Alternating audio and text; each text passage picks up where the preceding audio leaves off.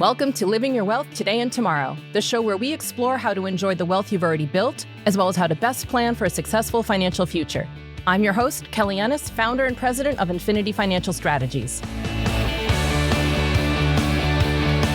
I'm sure you've heard the recent headlines suggesting trouble with Social Security. They come around every summer, and this summer they came around louder than usual. So, before we dive in, let me ask you where you sit with them. If you're already retired and counting on your Social Security check, have you been wondering whether that check is going to stop in a few years? If you're approaching retirement, are you now wondering whether you'll have to work a few more years because you've heard that Social Security is going to run out? Or maybe you're still a good ways from retirement, and you're wondering why you're paying into Social Security at all if it's going to run out before you ever get the chance to collect. These are three very different worries. They come from three different places, and they deserve three different answers. And we're going to get to all three today. Welcome back to Living Your Wealth Today and Tomorrow. I'm your host, Kelly Ennis, financial advisor and guide to making sense of what matters most in your financial life. In this episode, here's where we're headed. I want to explain what the trust fund actually is, because the words trust fund do a lot of damage. I want to walk you through what this year's Trustees report really said, in their numbers, not the headlines, including that word depleted, which does not mean what you've been led to think. I'll show you that we've faced this exact situation once before and handled it. We'll look at the levers on the table to fix it, with the honest pros and cons of each. And then we'll come back to those three worried listeners, because the right answer is different for each one. Let's start with what Social Security actually is. Here's the whole architecture in one sentence. Social Security is a pay-as-you-go program with a savings buffer attached. Almost every misunderstanding I hear traces back to not knowing that one description. Pay-as-you-go means the money coming out of your paycheck this month is not being set aside in an account with your name on it. It's paying benefits to people collecting this month. When you retire, the workers behind you will fund yours. It's a handoff between generations, organized as a program with well-defined rules, and it has worked that way since the beginning. Let me define a few terms early on, because they'll come up all episode. The tax that funds this is the one labeled FICA on your pay stub. The Social Security piece of it is 6.2% of your covered wages. Your employer pays another 6.2%, so the combined rate is 12.4%. If you're self-employed, you pay both halves yourself. And if you want the deeper version on that particular headache, that's its own episode. That tax applies only up to an annual earnings limit called the wage base. For 2026, the Social Security Administration, or SSA, set that base at $184,500. Earn $1 above that, and no more Social Security tax comes out. But no additional benefit is credited for that dollar either. The cap cuts both ways, and in a minute, I'll show you exactly why. To understand why that cap matters, you have to know, at least at a high level, how your benefit is actually calculated. Almost nobody explains this part, so let me spend 2 minutes on it. Social Security looks at your earnings across your whole career, but only your earnings up to the wage base each year, never $1 above it. It takes your highest 35 years, adjusts the older ones for wage growth, so a strong year back in 1995 counts fairly against a strong year today, and averages them down to a single monthly number. The SSA calls that your average indexed monthly earnings. Think of it as a 35-year report card, where only the best 35 years make the grade, and every year's score is capped at the wage base. Then it runs that average through a formula that's deliberately tilted toward lower earners. For someone reaching 62 years old this year, it credits 90% of the first $1,286 of that monthly average. Then only 32% of the amount up to $7,749, and just 15% of anything above that. Those breakpoints are called bend points, and the SSA resets them every year. If you see the shape of that curve, The first dollars of your average are replaced generously, and each layer above that is replaced less. Social Security is designed, on purpose, to replace a bigger share of income for lower earners than for higher earners. And here's why the cap matters so much. Every dollar you earn above that wage base, $184,500 in 2026, is simply invisible to this formula. It doesn't lift your average, and it doesn't lift your benefit because you never paid Social Security tax on it in the first place. That's the two-way street. It's also why raising or removing the cap is such a live idea.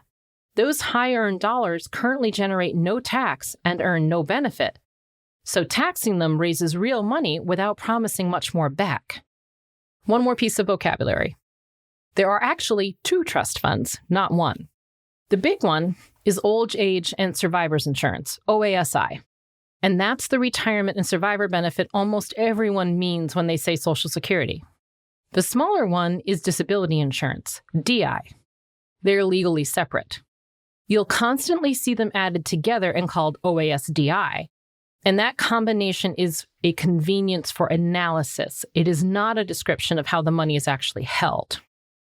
That's why you'll see two different dates in two different articles about the very same report. Neither one is wrong. They're just describing the two funds either separately or together. Now let's talk about the trust fund itself, because that's where the anxiety lives. For most of the program's history, Social Security collected more in payroll taxes than it paid out. That surplus had to go somewhere. By law, it goes into the trust fund. Now, we don't want to let that much money sit around and do nothing, so it's invested. And again, by law, the trust fund can only hold exactly one kind of asset: special issue United States Treasury securities. Not stocks, not real estates, one investment and only one. So picture Social Security as an enormous investor with a very strange rule in its investment policy. It may own Treasury bonds and nothing else. When it has surplus cash, it buys bonds. When it comes up short, it sells them back. Now, you'll hear people describe those bonds as just IOUs, usually with a wave of the hand as if there's nothing really there. Let's take that seriously, because that's the most common thing said about the trust fund, and it deserves a real answer instead of a casual dismissal. The mechanics behind that complaint are correct. When Social Security ran a surplus, that cash was lent to the rest of the federal government. The government spent it on whatever it was spending on that year, and it handed Social Security a bond in return. So the trust fund's asset is the government's promise to pay it back with interest. The money isn't sitting in a vault. There is no warehouse of cash in Baltimore with a Social Security sign on the door.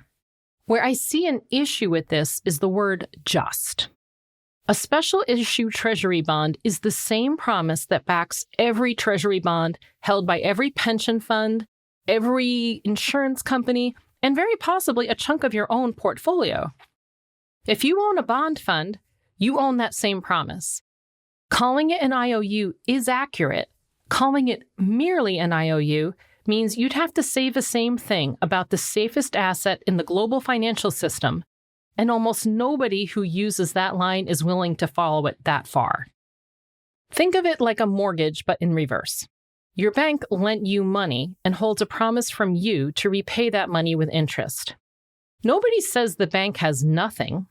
It has a claim against you based on its determination of your ability to pay it back.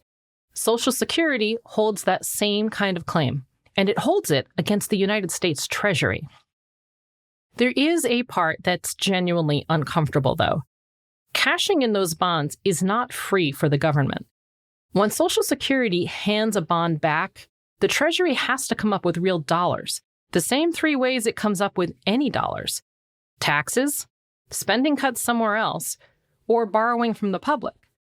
So the trust fund is a real asset from Social Security's side of the ledger and a real obligation from the government side. Both are true at once. That's not a contradiction. That's just what a bond is. Maybe a cleaner way to understand all of this is a way you know from your own financial life. The trust fund is Social Security's emergency fund. That's why we have an emergency fund, for the years when income doesn't cover the bills. And the reason the program is drawing on it now isn't a scandal and it isn't a mystery. Birth rates fell. The big generation born after the war reached retirement age, and people are living longer. Fewer workers per retiree changes the arithmetic. According to the 2026 Trustees report, in 2025, the program took in about $1.45 trillion and paid out about $1.6 trillion, a gap of roughly $160 billion, covered by drawing on the fund exactly as it was designed to be drawn on. That is the emergency fund doing its job. It's not the system failing. The reserve was always intended to meet needs in years when the benefits paid exceeded the revenue collected. So let's get to what this year's report actually says, because the numbers are more reassuring than the media coverage of those numbers. Every year, the trustees publish a report with a 75-year projection. The 2026 report came out on June 9th under what they call the intermediate assumptions. That's their own term for their best estimate, and they publish a more optimistic and a more pessimistic version right alongside it. Here's the picture. The OASI fund, the Retirement and Survivors Fund, is projected to have its reserves depleted in the fourth quarter of 2032. That's 1 quarter earlier than last year's report. And at that point, payroll taxes still coming in are projected to cover 78% of scheduled benefits, drifting down gradually to 62% by the year 2100.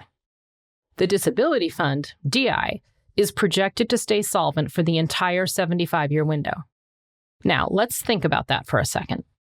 The word depleted is doing enormous work in the headlines, and it does not mean what the headlines want you to think. Depleted means only that the savings buffer is spent. It does not mean the payroll tax stops. It does not mean the program shuts down. As long as people are working, money is still flowing in. The trustees report that 185 million people paid Social Security payroll taxes in 2025, against 70 million people receiving benefits that December. So the honest description of the 2032 event, under current law with no action at all, is a reduction of about a fifth of scheduled benefits. Now that's a serious number, and I'm not going to make it sound small. If a large share of your income is a Social Security check, a 22% cut is a real problem, deserves a real plan.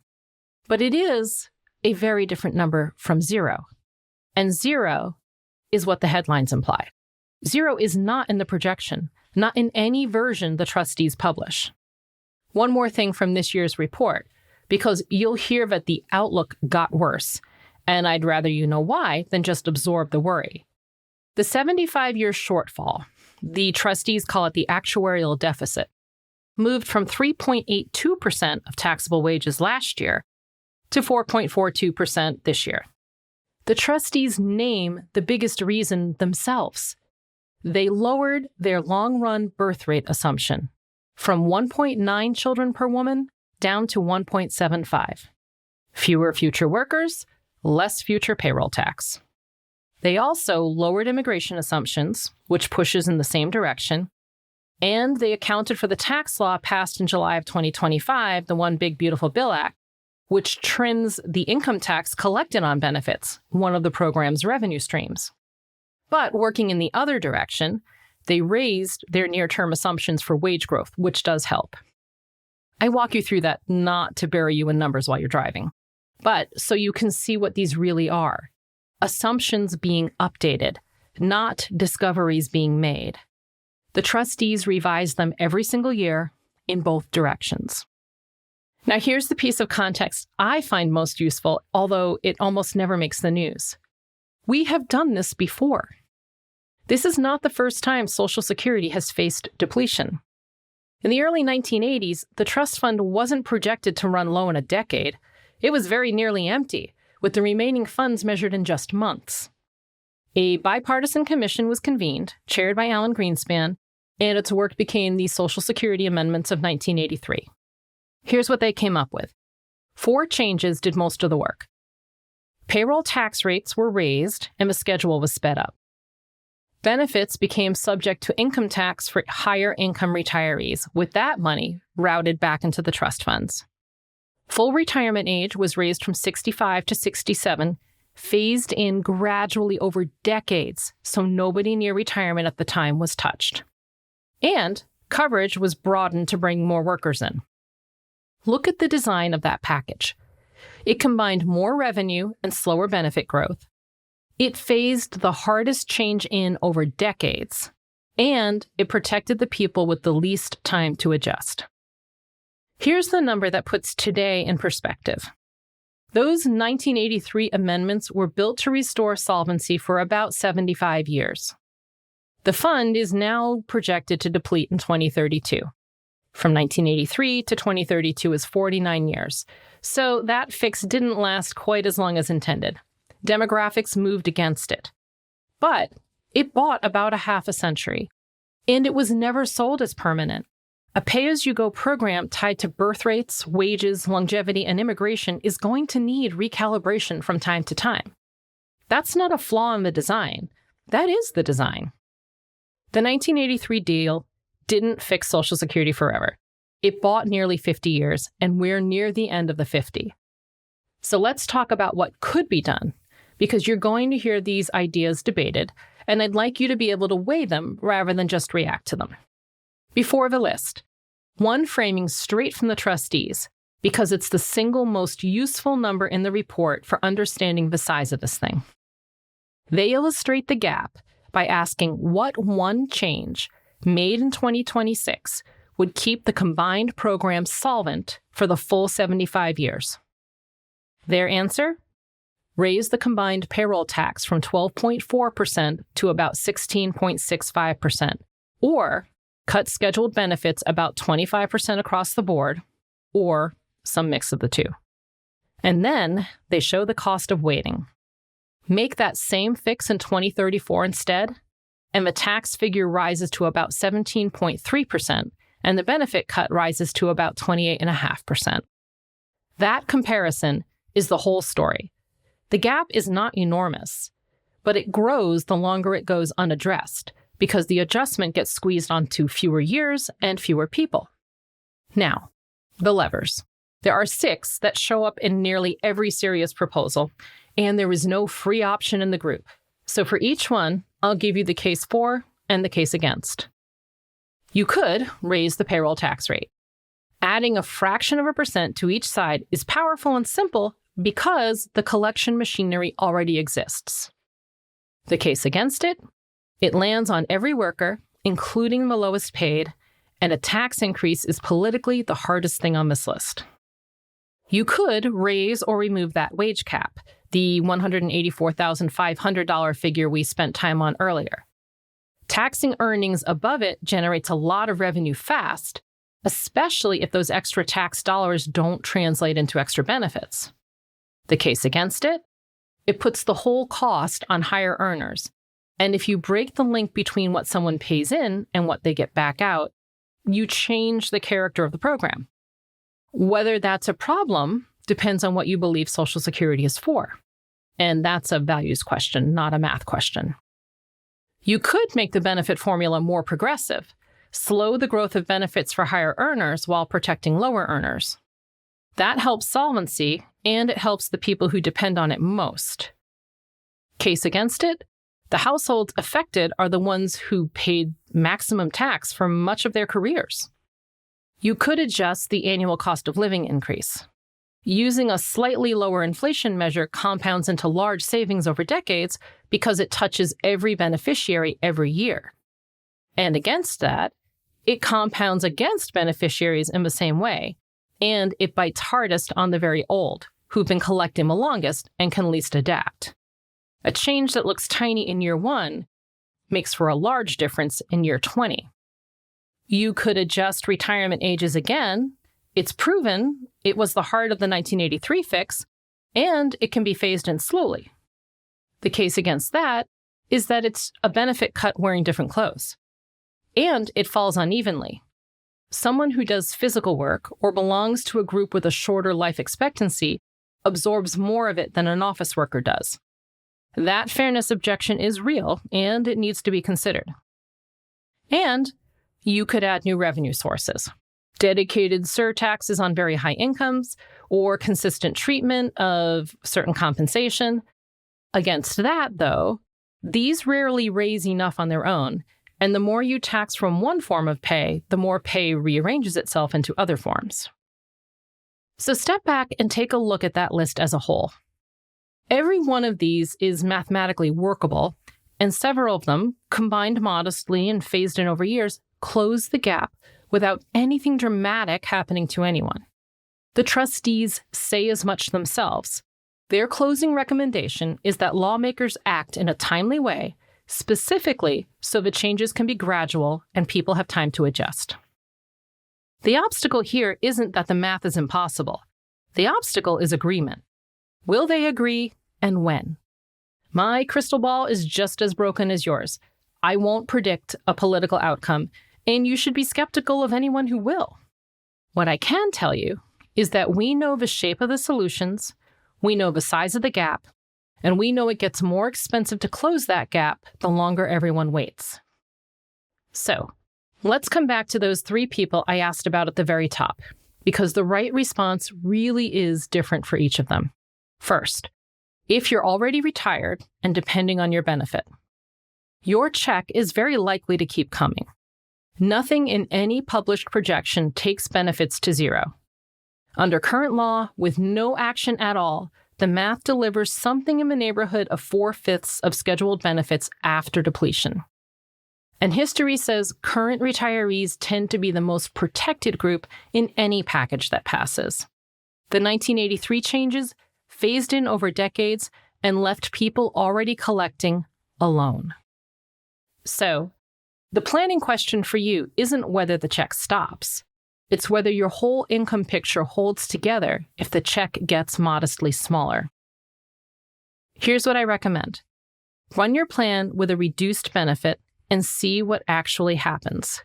Take your current benefit, cut it by 10%, then by 20%, and look at what changes.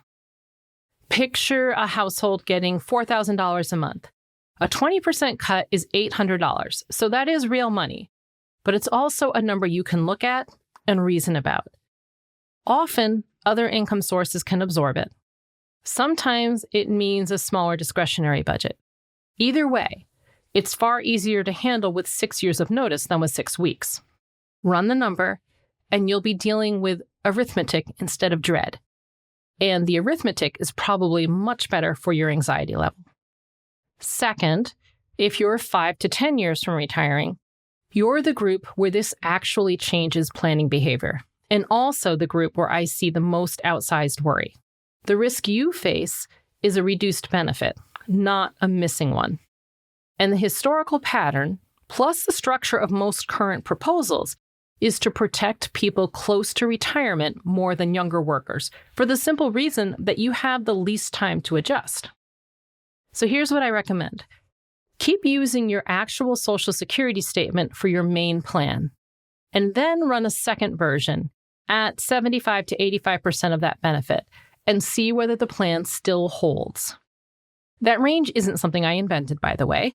It comes from the trustees' own post-depletion figures, the 78% for the retirement income.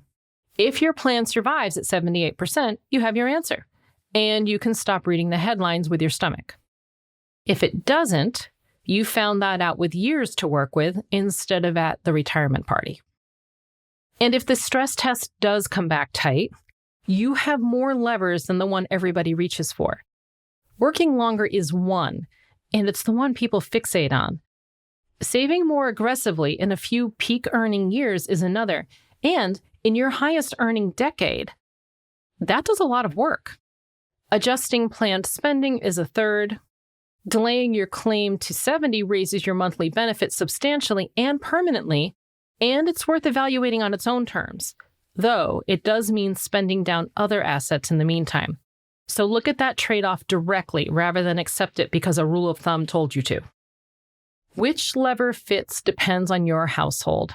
The point isn't that you should pull a particular one. The point is that you have several.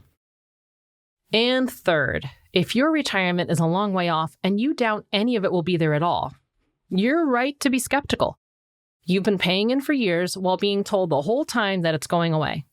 That's a reasonable thing to be annoyed about, and I'm not going to tell you the annoyance is misplaced. Two things are worth knowing anyway. Even in the trustees' own long-range figures, at the very end of the window in 2100, well past your own retirement, incoming payroll taxes are projected to support 62% of scheduled retirement benefits under current law with no changes whatsoever. That's a cut, but it's not a disappearance. The debate in front of us now is about the size of the benefit and who pays for it, not about whether the program exists. Now, the second thing is practical. The healthiest way to hold Social Security in your own plan is as a floor, not a foundation. A base layer that softens the blow if other things go wrong, not the thing that the whole house sits on. And if you want to get your money's worth out of a system you're skeptical of, the most direct route is to build your own financial resilience so that you have options in the future. Capture your full employer match because that's the highest certainty return in your financial life. Fund your emergency reserve so a bad month doesn't turn into a bad decade. Then, figure out where additional savings belong. Your brokerage account, a 401k, traditional IRA or a Roth. And that depends on your tax bracket now versus later, which, again, is another episode. Do that for 30 years. And whatever Social Security ends up paying you becomes a bonus rather than a requirement. And you should have options regarding when to take it. That's a much better place to stand than banking on being right about the politics. So let me pull this whole thing together, including the part that usually gets left out. Social Security is a pay-as-you-go program with a savings buffer. That buffer, its emergency fund, is being spent on schedule for demographic reasons we've seen coming for 40 years. The trustees project the fourth quarter of 2032 for when it's spent. Payroll taxes keep coming in, and they cover 78% of the scheduled benefits under the retirement fund. The gap is closable with modest phased-in changes, and it costs more to close the longer it waits. And here's the part that rarely gets recognized. The trust fund running out is not the emergency. The trust fund was built to run out. It was designed as a buffer for exactly the demographic bulge we're in the middle of right now. And a buffer that never gets spent was never a buffer. What it actually bought us is time to make an adjustment on purpose instead of in a panic. The 1983 Commission met with just months of runway. We're looking at 6 years, and a program that keeps paying most of the benefit even if nothing at all is done. That's a far better position to negotiate from, and the exact opposite of how it's being described to you. So what should you actually do this week? Pull your Social Security statement from SSA.gov if you haven't looked at it in the past year, and check that your earnings record is right. That's 20 minutes, and it's the one piece of this any of us controls directly. Then run your plan twice. One at your full projected benefit, and then another at 78%. And find out what actually changes. Then decide which levers you'd reach for if you needed them, and in what order. That's the whole assignment. Everything else in this story is happening in Washington on a timeline none of us sets. It isn't a vault of cash in Baltimore about to be found empty. It's a savings buffer being spent exactly as designed, in front of a decision that's been made once before and can be made again. And the households that handle it best won't be the ones who guessed the politics right. They'll be the ones who ran the numbers early enough to have choices. You can't control what Congress does. You can control what your plan does when Congress does it. Thanks for joining me today on Living Your Wealth Today and Tomorrow. Everything I shared today came from the Social Security Administration's 2026 Trustees Report and the SSA's published 2026 figures. And the links are all in the show notes, so you can read the primary source yourself. This episode was educational only. It isn't individual advice, and your situation has details I don't know. If you found this helpful, share it with a friend who's been losing sleep over the headlines. Because wealth isn't just about the size of a check. It's about the peace of mind of knowing you're prepared today and tomorrow. Thanks for listening to this episode of Living Your Wealth Today and Tomorrow. This podcast is for educational and informational purposes only. It is not tax, legal, or investment advice. Seek guidance from your legal and financial professionals before acting. For more insights on planning for your financial future, follow me on LinkedIn. And for more information on Infinity Financial Strategies, visit our website at infinityfinancialstrategies.net. If you enjoyed the show, please share it with a friend or family member who might benefit from listening, and please leave a review wherever you listen. Tune in next time for more tips and tricks on living your best life through financial planning.